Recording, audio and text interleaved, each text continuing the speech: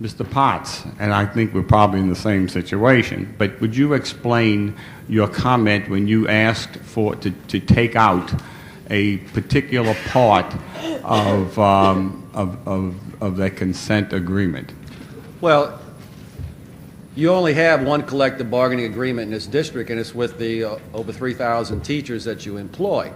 We have a process that we have tried to maintain a racial balance according to what was told by us, which is through Jack's office, over the years. And that was a percentage of black and white teachers and so forth. We have a procedure in place. It appears that some are using this consent decree to put the Jefferson Federation of Teachers out of business, because if you read it literally, does it mean there is no collective bargaining agreement, or just does it affect certain contract articles? Now, if we would have had discussions like we were asked at one of the task force meetings from your attorney as well as the plaintiff's attorney, we still have not had those meetings yet. So consequently, there was no rationale from our part to explain to them why or how the procedure could be amended in order to implement the new provisos in Dandridge. So we just don't know why, because nobody will really talk to us about this. I understand you were under a gag order, okay? I have not had one conversation except maybe this evening with a couple of board members, okay? So we have really been out of the dark, or in the dark, I should say, and, you know, we're quite perplexed by that. We don't know if it was an oversight or you just plain are disrespecting the union.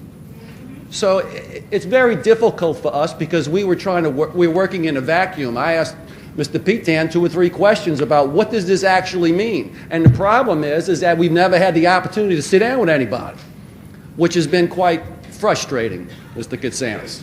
And the other thing, sir, if you wait until March the 14th without filing and intervening and objecting, once the judge rules, you'll never be able to discuss the 7th, 8th grade situation again.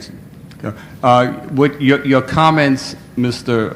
Potts, is very troubling because this board has always worked very cooperatively with the JFT, and I think I think your question was very rhetoric because, of course, the board is very cooperative, with the JFT, and it was certainly not on the part of the board. It was certainly my understanding that our attorney was taking care of this.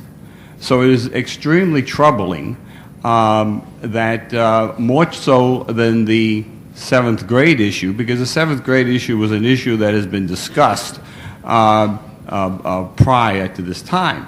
But if all the parties, and we are in essence voiding a contract, a valid contract, without even a discussion with the people that we work with very closely. I think that is very insulting to every member of your organization and to all of the teachers that you represent. And I find this very troubling. And I need to know an answer to this, and what are we going to do?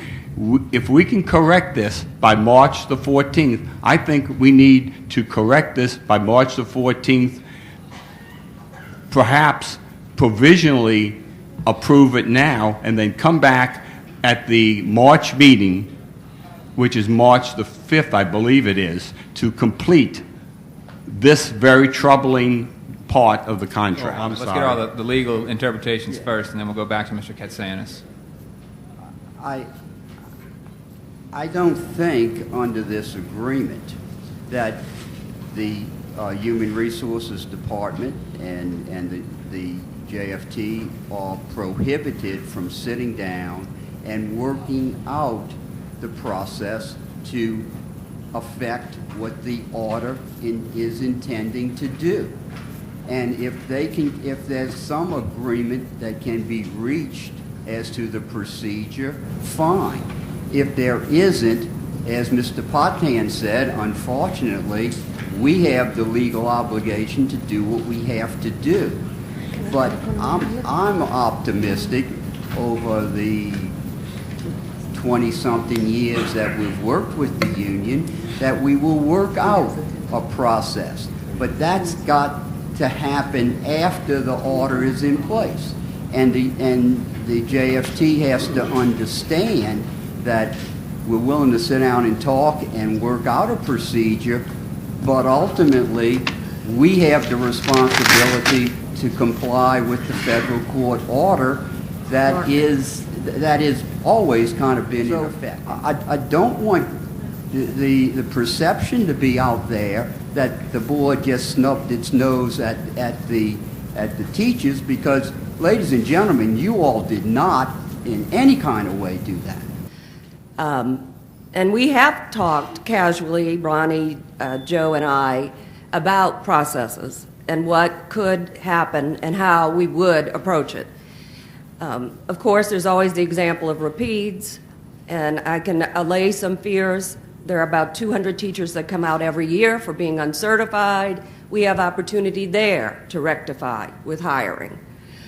We have opportunity asking for volunteers. We have opportunity with attrition of teachers. And my guarantee to you, it would be the least disruptive that I can make it and still accommodate the Dandridge order.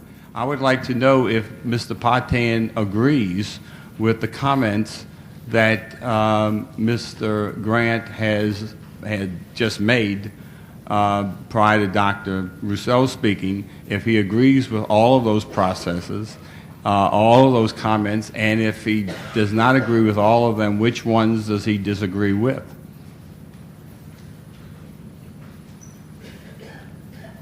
The superintendent is free to discuss how she intends to implement the faculty assignment plan with the representatives of the Federation of Teachers or any other person or group. So I have no disagreement with what Mr. Grant said. Thank you. Mr. Potts, I think that explains a lot. I'm sure you still have some concerns, but does that relieve some of those issues of concern? To some degree, obviously, but it's like the superintendent said, we've had some casual, informal discussions, okay? And basically, as I understand it, she's been getting her marching orders from the attorney. So if the attorney tells her, you cannot, this is in your sole realm as superintendent and through your human resource department, and forget about those other guys that have been working with us for 30 years.